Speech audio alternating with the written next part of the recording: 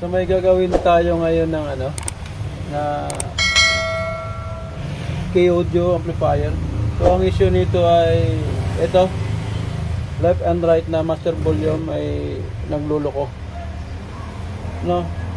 Ang tips natin dito sa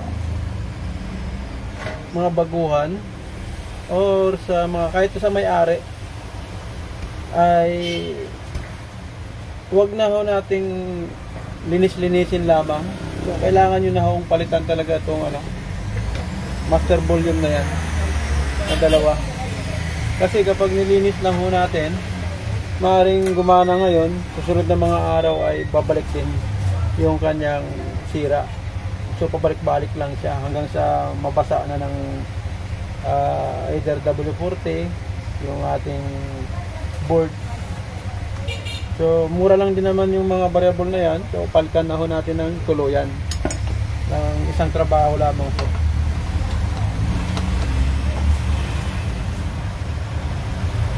So ngayon kalasin muna natin itong dalawa na to.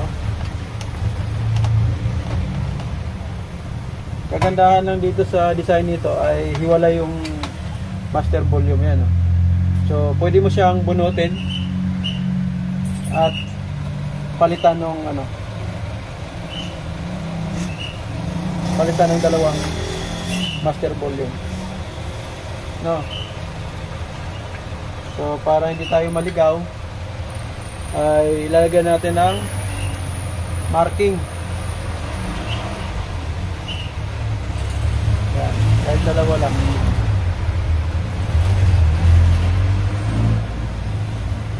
Kasi maiksi yung wire, no? Yan.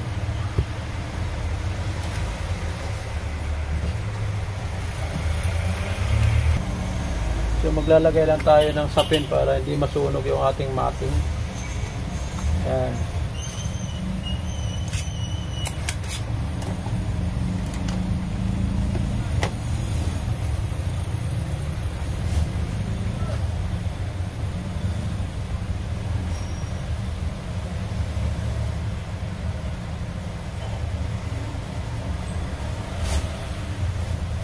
Mas madali mag unsolder kapag in-applyan mo pa na siya ng ano, ng pingga, or mag-resolder muna tayo saka natin siya bunutin.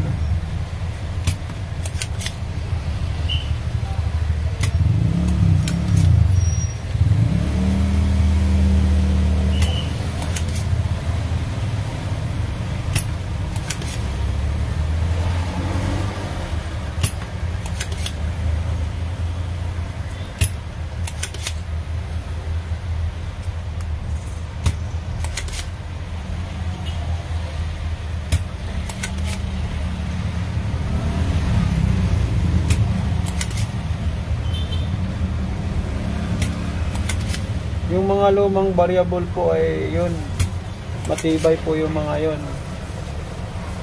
nakukuha sa spray lang. Ngayon po ay hindi na pwede yung linis-linis lamang at yun ay nabalik po, kasi kinakalawang yung mga paa nito eh. Yan. So mayroon tayo rin kung mga ano. Okay.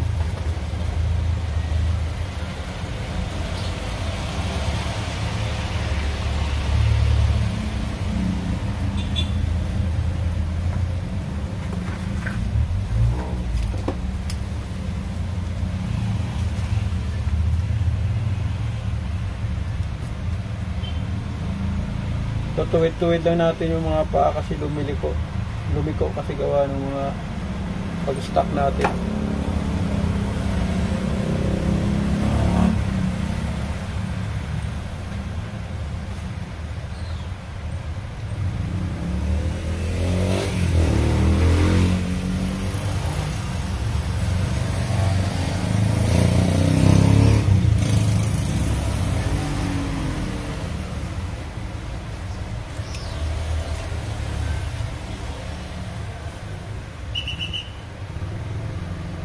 Unahin natin yung sa gitna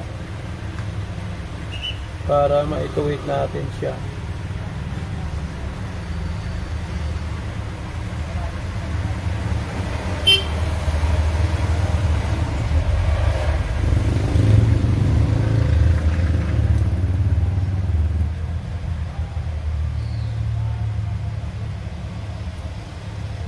Ayan.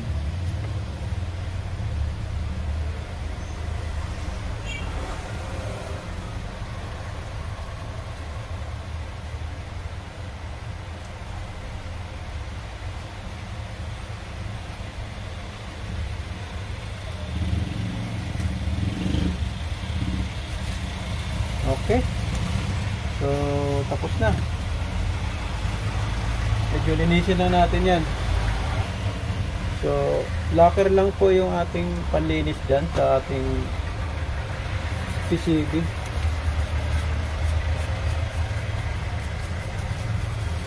Yan, eh, madali lang naman matuyo yan. Ganon. So, malinis na siya. Then, kabit natin po kanyang tawag ito yung mga wire na niya na susundan natin yung ating marking siyempre. Kaya kailangan pag nagbunot kayo nito ng mga sakit ay markahan nyo muna para hindi kayo maligaw.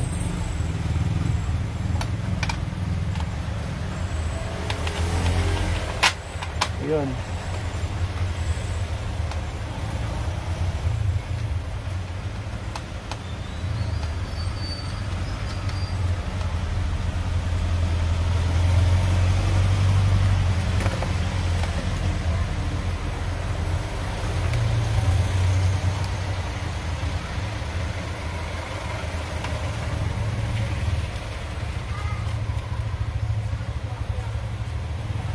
Mas maganda kung meron kayo nito, mas madaling magkabit or magkalas ng variable.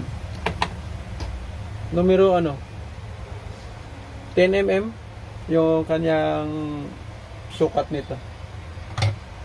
Then i-reset natin yung ating variable. Siyempre kakabit na natin yung kanyang knobs. Ayun. At ibabalik natin yung kanyang cover. Ito, ayan. May cover pa kasi ito ngayon natin.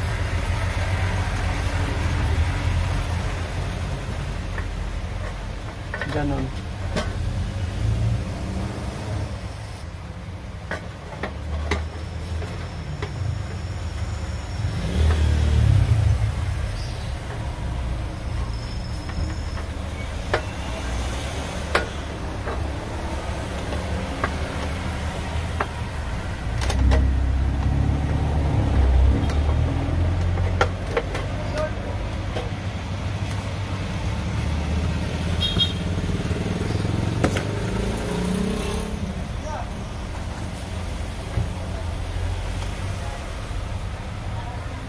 Balik natin yung kanyang screw.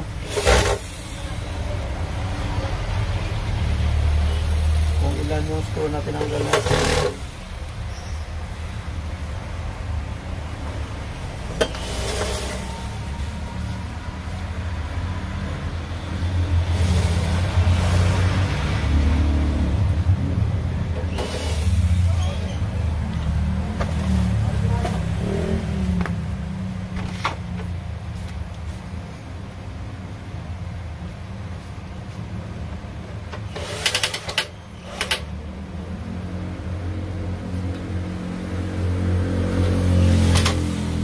Good.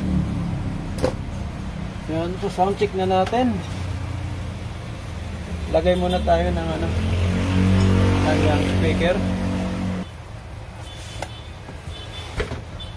So magkakabit tayo ng speaker muna, left and right.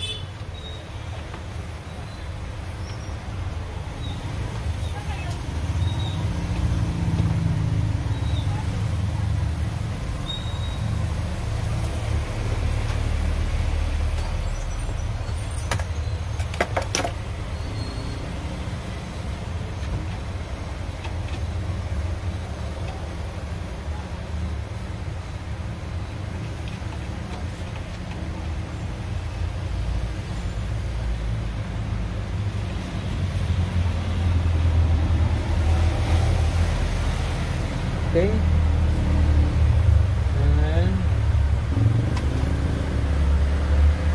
Yan, power na pala tayo.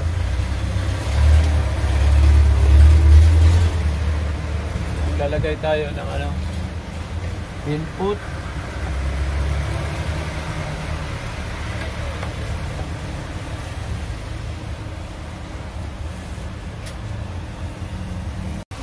Yan nga.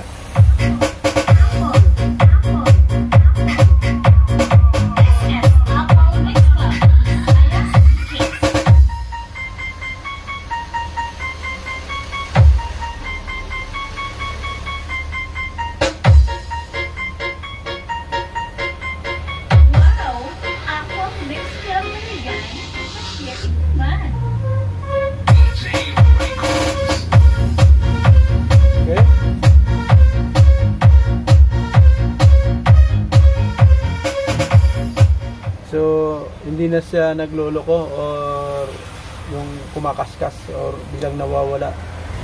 So, unlike dito, panayreklamo ng may-ari. Hinahanap-hanap nila yung posisyon na saan lalakas. Kaya lang minsan nagugulat daw sila. Kaya yan. Kung si-sprayhan po natin, maaaring gumana at maaaring hindi rin. Pabalik-balik lang. Dahil mura lang din naman to, so palitan nyo na lang po. Okay? Yan lang po yung aking suggest tips baga. Thanks for watching guys, and don't forget to follow.